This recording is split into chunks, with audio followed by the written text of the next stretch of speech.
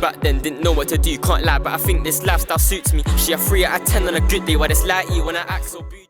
Nah, I gotta lie, chat, this video has to be better, man. This is Charlene seducing inmates. Yeah, O'Banion, a prison officer being accused of sleeping with an inmate. You felt me, I was like soaking through my clothes. After hearing rumors from other officers that had seen her and Jason Parker together, an investigation was... She's ugly, so it's understandable, bro. ...opened up. Charlene thinks she flew under the radar and got away. When you doing the next song was, we're gonna do the This Was Friday. HMP Wandsworth. Oh yeah, the HMP Wandsworth one is crazy. I ain't gonna lie, she's bad though. If I was in jail, I'm hitting. Pre-board after 5 minutes. Yeah, we'll see. You don't know my address, sucked. But we know where you we know where you where you be actually chilling and that. But what she doesn't know is that the detectives have all the evidence they need, and they're about to expose and embarrass her in the most brutal way possible. But how dumb could you be though? Head game. Oh my God. Right from the start, Charlene plays innocent and pretends she doesn't know anything about the allegations. Yeah, guys, did fit for some cooch. Possible improper relationship between you and Jacob Parker. So we're here for that. I just kind of want to talk to you about it and get your side of that story. I don't know anything about it. Wait, but quick question though. She don't live she's not in prison, she's not sentenced in jail. She can get dick outside of jail, so why she? It's understandable for the nigga, but for the girl, yeah, nah, I ain't gonna lie, she's bugging. Have you talked to him on any jail phone calls or anything like that? No. Not at all.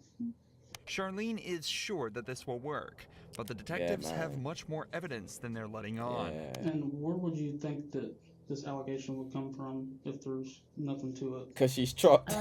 Well, I had a feeling this was coming. So there was an inmate named Coker, Justin Coker. Okay. He got out of here for, I don't know what period of time, and he tried to contact me on Facebook. He sent me a message and I blocked him on Facebook. And I guess one time Parker was going back to Bequat to use the bathroom, and he was talking at the window with me. Mm-hmm. And I guess Coker didn't like that, which I had no contact with him or anything. And Parker had told me that he had gone up to him and was like, don't talk to her, or something crazy like that. So I'm just not trying to be rude here. Why would you expect this conversation to come up from that? Now, if that happened a few months ago. Charlene claims that the only time she's had contact with Jason was a single time outside the jail bathroom, and it was a jealous inmate that started the rumor. What the fuck? But the detective is about to share some evidence that instantly proves that Charlene is hiding something. I don't know exactly how it started, who it started from, but I was told that it was brought to somebody's attention, and then we looked at jail calls, and there's jail calls between you and Parker. What an idiot. All that stuff's recorded. So what an idiot, bro. I don't think you're being completely truthful. Well, I kind of know that you're not. And I'm not trying to be rude when I say that. Yeah, no. I'm just kind of trying to lay it out on the table for you. Mm-hmm. So can you kind of tell me what's going on? I guess a few years ago, we talked, and then I ended up here, and then he ended up here. I didn't know he was here. I didn't, it wasn't anything like that. And apparently, Charlene and Jason knew each other before prison and messed around before they both ended up here. This led to them joking around with each other here, but nothing else. Or at least, that's what she claims. In reality, the cops have recorded phone calls from inside the prison that tell a completely different story. But does she not know that phone calls get recorded? No, not here or the phone. I just mean conversations y'all are having on the phone. No. Since he's been in here. Like sexual? Well, I'm not saying having phone sex, talking about sexual acts. From what I'm listening to on the calls, I take it as that you've given him oral sex. She gotta get caught out, bro. Is what I gather from these calls. No, that was in the world, but we never dated. We just. Okay. What kind of conversations have you had with him since you started working here and he's been in the jail? Talking about what would happen after he got out. And then the jail call recordings, have you been talking to him while you're at home? He calls you from the jail while you're at home, or? Mm-hmm. Okay. Just 15 minutes into this interrogation, Charlene's original story is seeming less and less like the truth. She's been caught in multiple lies, admitted to having sexual relations with Jason in the past, and calling him regularly from her own home. This is highly irregular behavior for a prison officer, and it doesn't take a genius to realize something deeper may be going on. But the Wait, quick question. Can guys be like prison officers in women jails? Just asking, cause I don't know in it. Just asking in it, just to see if I need to switch careers and that. Detective has some more questions pertaining to some more physical evidence. I haven't listened to this, but apparently I don't think so. Some talk, some bullshit. Calls about That's some bullshit, bro. Have you given him any photographs? I gave him a photograph of his mom, which he had asked for, and of his dog. You too hungry though? Have you given him any photographs of you? No, because... So one of the things we're going to be doing is like looking at cameras and stuff too. Has there been any times where y'all were alone? Have you got a camera view or anything like that? Anything that's going to look suspicious that way? I don't think so. It's important to remember that Charlene has worked at this prison for a while now. JG in the cells, not word. Or under the stairs and that. Security camera blind spots and patrol officer schedules. You'd think that with all this knowledge, it'd be easy to hide a relationship with an inmate. But it seems how that did she get caught though? A few vital pieces of information.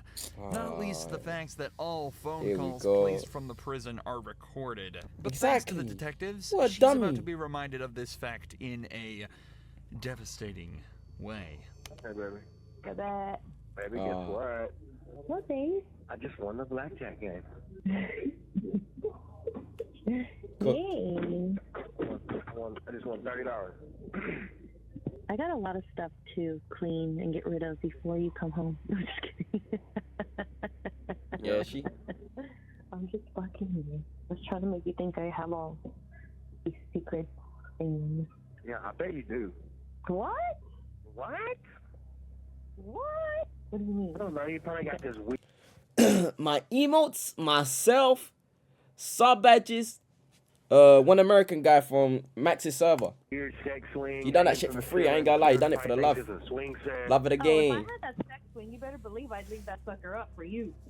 Would you really? Hell yeah. You'd let me put you in it? Yeah. With a gag bar and everything? Fried behavior. Yeah, babe. Listening to your own voice can be bad enough for some people, but listening to your own sexual phone calls in silence with two detectives 'cause she's dumb. As you realize she's a you've fool. just been caught red-handed has got to be worse than any prison sentence there is. However, with the language they've used so far, there's no evidence that the pair have actually engaged in any sexual acts. But that changes quickly as Jason begins to directly incriminate Charlene on the call. I just want you to look at me sometimes and be like, damn, my woman's fine. Oh, yeah. Fine is wine. Mm-hmm. Yeah, and you man. got a live-ass fucking head game. Oh, my. Wait. And you got a live-ass fucking head game. Oh, my God. Oh, yeah, safe. Yeah, safe. It wasn't my best moments. I was just trying to get it done. Are you in bed? Don't even get me thinking about that because it makes me so horny. Oh. Just going back and thinking about that. It gets you horny? Oh, yeah. Yeah, she's cooked You still. helped me. I was like soaking through my clothes. Oh. You get very horny very easy. I always want to have sex. Like, that's not even... Not good. I mean, it's not like I just like look at Yeah, man. I'm so fucking horny. Cooked. No, like, of course, like, I only get horny for you. You can't see how that sounds from like my point of view. Like a more recent thing. You can't get caught anymore. Like. No. The audacity she has to say no after hearing that phone call is truly remarkable. But to her credit, she's not going down easily. The detectives try asking her if she thinks Jason would cover for her, and she still doesn't break, sticking to her story that everything that happened outside of prison. Technically, this story could still be true with this phone call, but it definitely is odd for the couple to be recounting events from over 3 years ago in such detail, especially when earlier she struggled to remember any details about their relationship. you talk about how profound this was, like this giving him this blowjob was, but you like don't remember anything about it. It's like telling me something, but you're having trouble coming up with details about it. You know what I mean? Like if it's that profound. I mean, I gave him a blowjob. How do you describe the blowjob? I mean, is that Well, what I'm you not want want me to to know do? like about the blowjob. I'm just so if this is a He just said factual thing that happened 3 years ago, I feel like you would kind of remember some stuff about it. Like I Yeah, feel I like, mean, like we said in the car, we, you know. like when I asked you who was there. Yeah. He might say he wants the next. Whatever. And then when I asked you, you said it was like a bunch of friends. Yeah. But like you can remember one I mean, I chick's was with name my after friend you Chris. think about it for 30 seconds. So Yeah, I mean, that's not making sense to me. You He's seem dying to for have some. blanks in your memory when we get to certain details, but you remember being groped in the blowjob from 3 years ago. Damn. Hard to believe. Okay? Damn. This is your one chance to be honest with us. Yeah. Once we get up and walk out and we're done, we're done. Have y'all had any inappropriate contact, whether it's groping, blowjobs, vaginal, anal sex, anything, hand jobs? And she's lying. I'm being vulgar to get a point across. Yeah, no, it's not. None of that. Just How are you as still the detectives lying? say, things really have aren't proof. adding up. Yet she's still sticking to her story. Or at least she was, before a switch flipped and she said this. And what is it? I might have given him a blowjob. I might have. In fact, part of the I might have. How long ago was that? Yesterday. I don't know, 2 months ago. The secret's out, and Charlene has confessed. 3 months But ago. this matter is more complex than it may seem. In cases of officer-inmate relations, the main question that arises is the issue of consent. Given that Jason and Charlene knew each other prior to being in prison, it's not wrong to assume that consent went both ways in this interaction. However, in these cases, that's actually completely irrelevant. According to a 2005 report, federal law criminalizes all sexual relations and contact between prison staff and inmates, and that all sexual relations between staff and inmates are considered abuse, even if the act would have been considered consensual if it occurred outside of a prison. This is because of the huge amount of inmate abuse that was observed in prisons. In 1996, it was estimated that between 12 and 14% of all prison inmates had been sexually assaulted, and the officers were rarely punished. So to prevent this, a zero-tolerance policy was introduced to try and prevent abuse towards inmates. Free her, not a worse. policy, it seems, that Charlene completely ignored. I'm gonna ask, but I feel like I know the answer. I'm losing my job. Oh, you're going to jail. That's not really up to me. Internal Affairs is aware. Investigation is separate from ours because it's two totally different things. So What kind of question is that? Like, so it's illegal to have sexual contact with an inmate as an employee. So I said the ball kind of be in their court, but I'll let you know as soon as I hear something. I mean, I could go to jail. Yep. That's up to the DA's office. As it turns out, Charlene would lose her job, and the only time she'd ever be allowed back in jail would be for the 100 days that she'd be made to serve after being Only 100 days. Nah, this is found guilty of sexual activity with dumb a shit, person in bro. custody. Today, I'm a fake. only 100 days.